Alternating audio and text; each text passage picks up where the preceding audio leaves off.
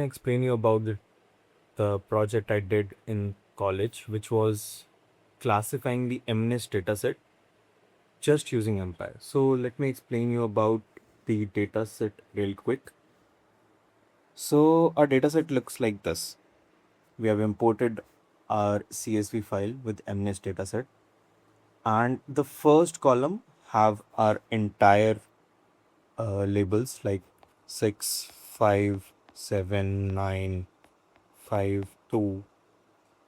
Then the rest of the row contains the data of pixel values. For example, most of them are 0, 0, 0, but few of them would be 15, 20, 255.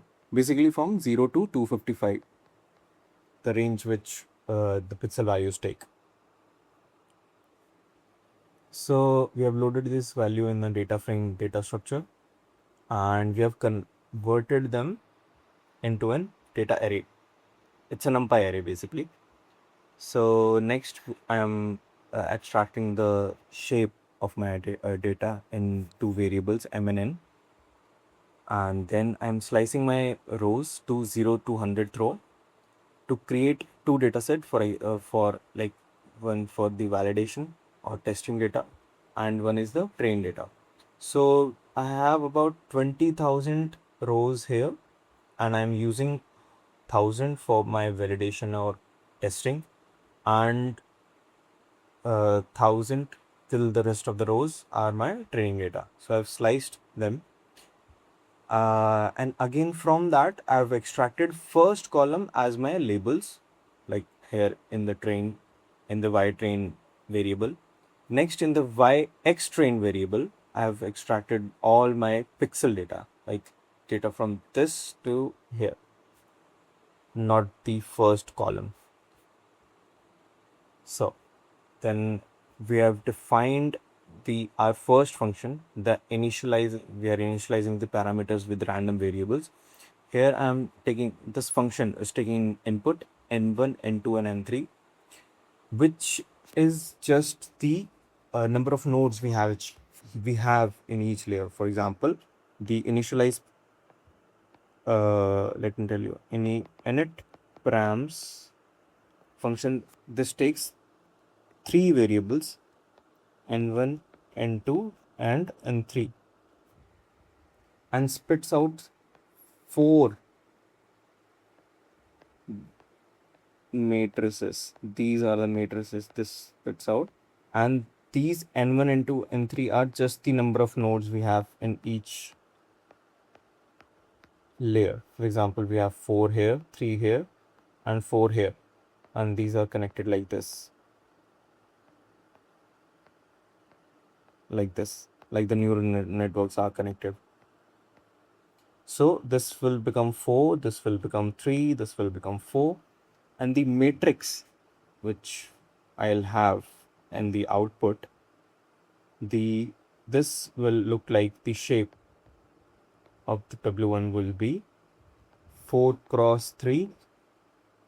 Yep, 4 comma 3. Basically 4 comma 3. Same with this would be 3 comma 4. This would be 3 comma 1, and this would be 4 comma 1. Yep. And then again I have initialized them with the function called np.random.rand, which outputs the values from 0, which, let's say, np.random.ran guess out values from 0 to 1. But I've added a minus 0.5 here, so that the the range of 0 to 1 converts to minus 0.5 till 0.5, so that our range is equally varying along the 0 point. Next is we are defining ReLU function, which is basically the graph looks like this. Any negative number will be 0 and any positive number will be exactly the same. So this is what the graph looks like. So if the function is like this, let me tell you, if we have a function like, so if we have a function like this is our function. So the output after running it through a ReLU function, ReLU conversion, the graph will look like this. All of this will be 0 and it will be exactly same in the positive x direction.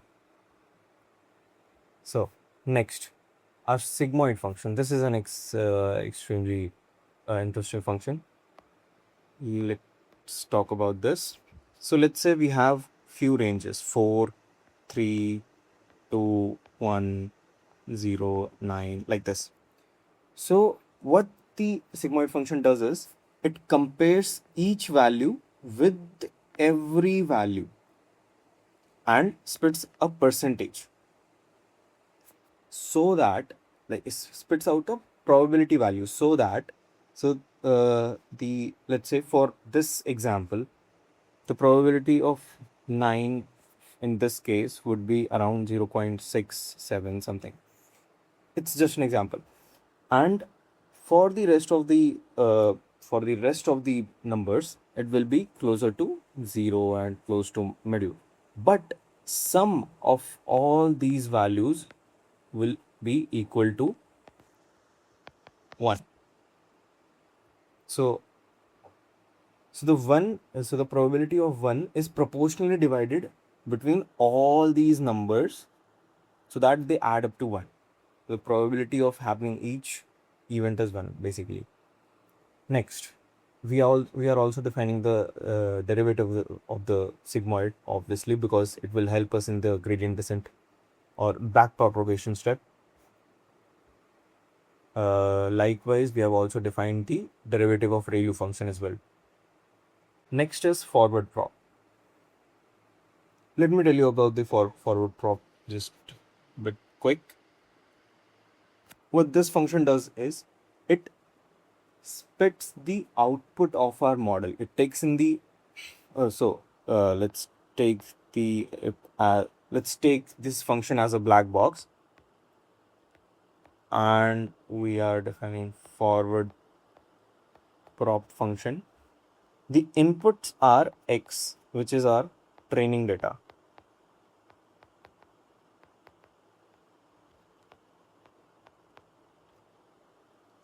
and other inputs are w1, w2, b1 and b2.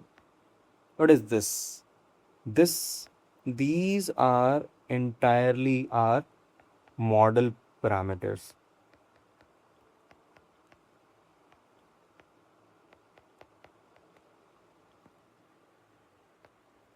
So what we are doing is the training data and the model parameters.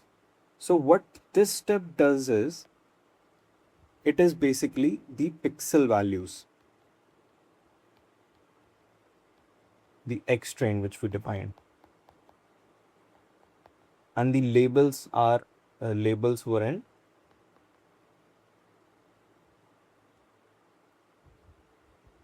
in Y train.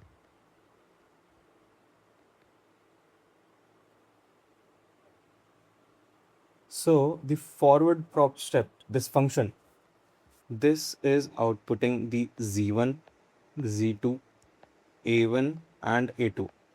From this we are only interested in A2, which is the final output of our model. Basically this probability distribution which I was talking about.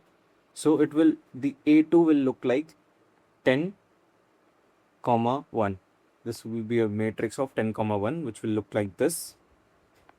And it will contain the probability values from 0 to 1. For example, 0 to 1, 0.2, 0.01, like this.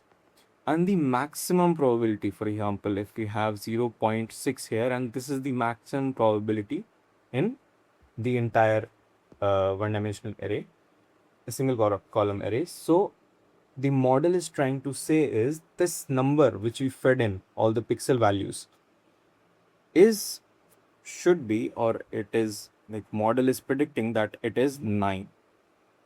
For this it is 0, and so the index value of the maximum probability in this entire array is the model's prediction. So the forward prop function, what it does is it extracts what is model is trying to say. Basically, we are feeding in all the pixel values and we are extracting what is the model predicting. Next function. This is a very interesting function. Again, we are going to see it as a black box. The backpropagation function.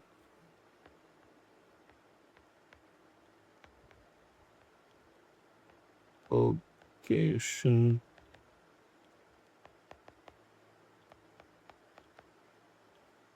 Let's see the inputs. Inputs are A1, A2, Z1, Z2.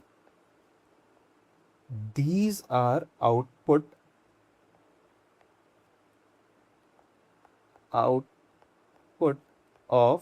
forward prop.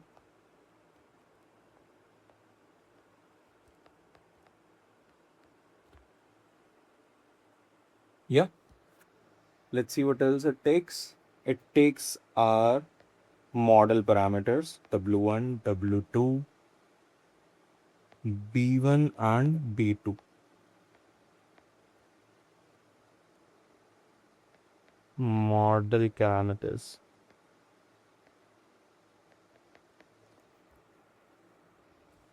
Okay. And it takes in our X train and Y train. Basically, pixel values and the label for that pixel. So now let's see the output of this function. Output of this function is dw1, dw2, db1, db2. Let me tell you what this function does.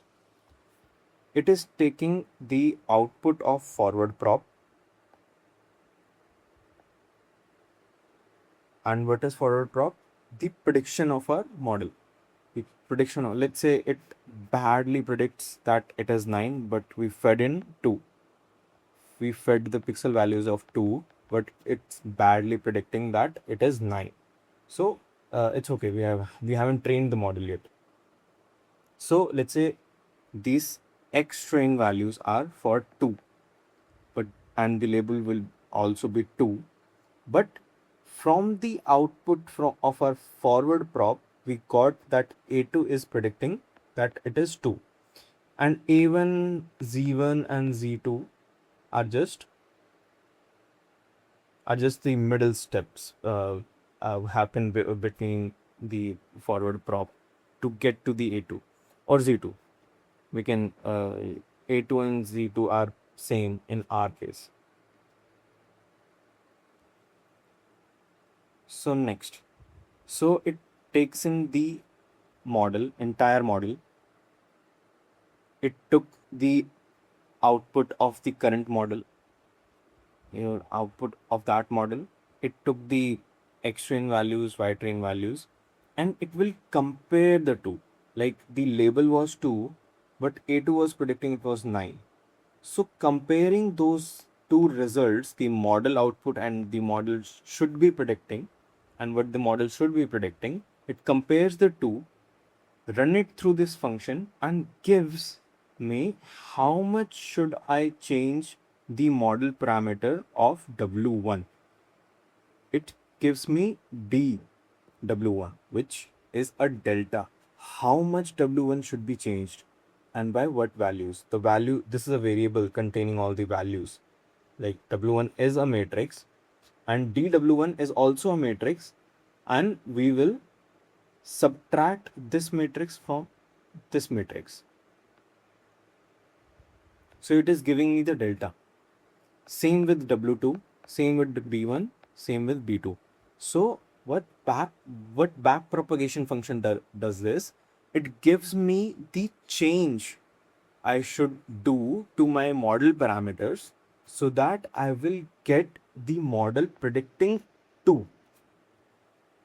But right now it is predicting 9. So it is giving me how much should I change the model parameters? W1, W2, B1, B2 are all four are model parameters. How much these should be changed so that model predicts correctly the pixel values as 2. Next, what we have to do, what the next step is after the back propagation is updating the parameters. So we have our model parameters.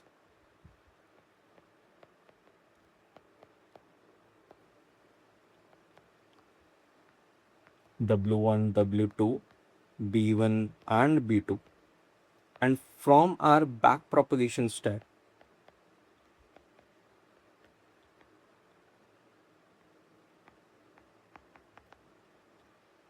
we have dW1, dW2, dB1 and dB2. From this, what we are going to do is update the parameters. The next function we are going to look at is update the parameters. So let's, same way we are going to look at its inputs and outputs. Update params. So it is taking all our model parameters and it is taking all our backpropagation delta parameters. Okay. And one another input it takes, which is alpha. Alpha is how much these deltas are to be trusted. Uh, like it's sort of that. So what update parameter does is it takes W1, subtract dW1 from it, but it multiplies alpha here. So what alpha is, how much dW1 is to be trusted. If alpha is 0.0001 and dW1, the equation becomes this. We are going to nudge very little in the W1 values. Same with all other parameters. W2 minus alpha into dW1, W2, B1 minus alpha dB1, B2 minus alpha dB2, like this. So if alpha is very small, we are going to nudge very little all the parameters of the model. But if alpha is 1 or above the 1,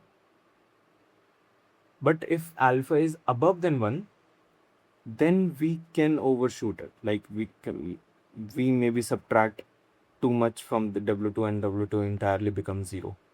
So it mainly, alpha mainly remains lower than 0, and it should be way lower, like a value like this or 0.01 is good, because we'll do this multiple times, thousands and hundreds of the time, so that we get the correct parameters for uh, for our model to predict correctly.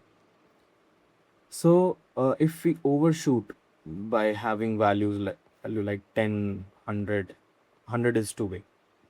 It's a lot. Like 2 is 2, even 2 is a lot. So even with 2 we can overshoot. So we keep it very low. So because we are going to run this all this because we are going to run this entire process multiple times, so it is best to nudge values very little, step at a time. So let's look at now our one hot encoding function. This is a very important function. Let's say I have labels with an array like this: 2, 4, 6, 8, 9, 7, like this. And I have another variable x train where each column is the pixel values for 2, like this: 2, 4, 6, 8, like this. But we are only interested in the labels right now. So what one hot encoding does is it convert these labels into an array like this.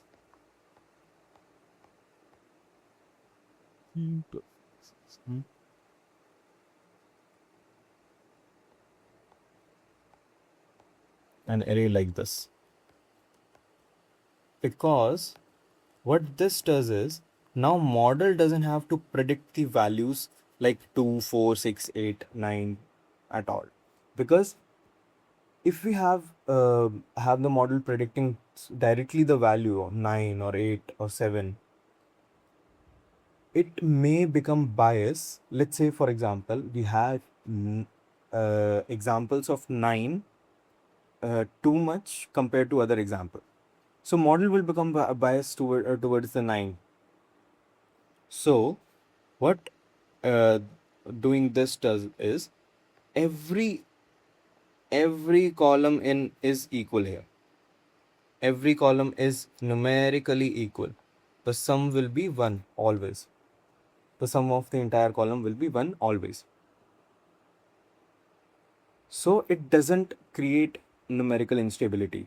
So the model has to predict the entire array for a given pixel data, and it will keep the index. Like let's say it wants to predict 4, so it will at index 4 it will produce a number close to 1, or we want it to uh, predict a number close to 1, and we'll get the index of the array where the value is maximum, and that's the prediction of our model. Next, we are getting to the most important function of our entire training, which is gradient descent. In this, we are putting all these things together. Just that we are we are doing forward prop,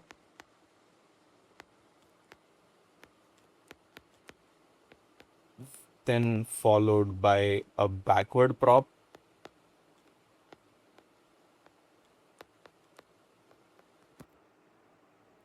and then updating the parameters. And we'll loop this hundreds and thousands of the time.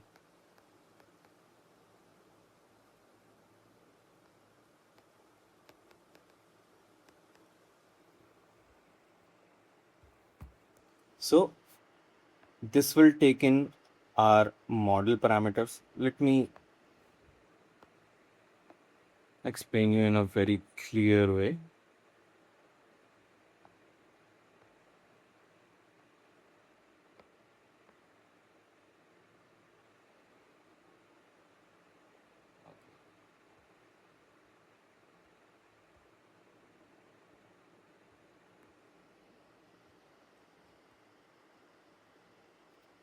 Okay, let's move to the next function, gradient descent.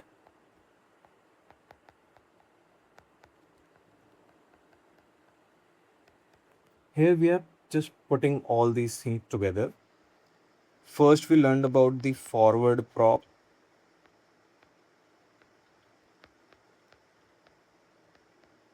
What this does is takes in pixel data,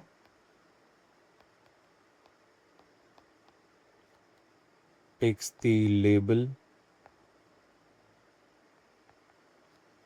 takes the model parameters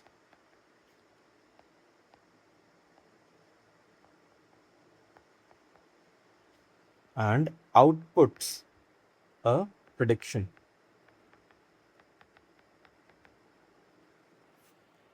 Then we have our backward prop.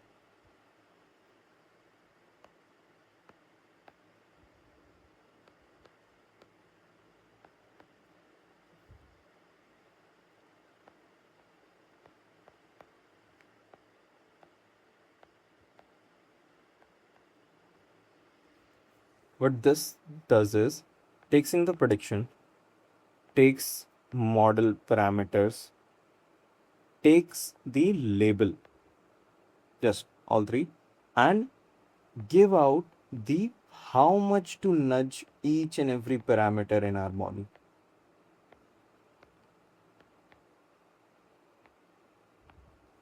And then we just update our parameters.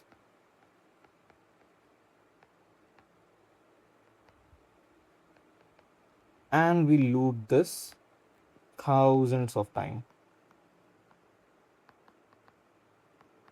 So the output, the values of W1, W2, B1 and B2 will be our model after 1000 iteration. Then if we take these and run forward prop,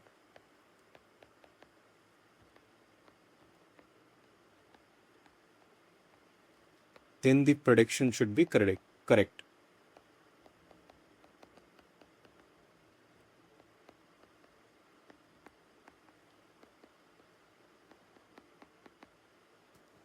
Okay, this was the entire description of how I am using the only NumPy to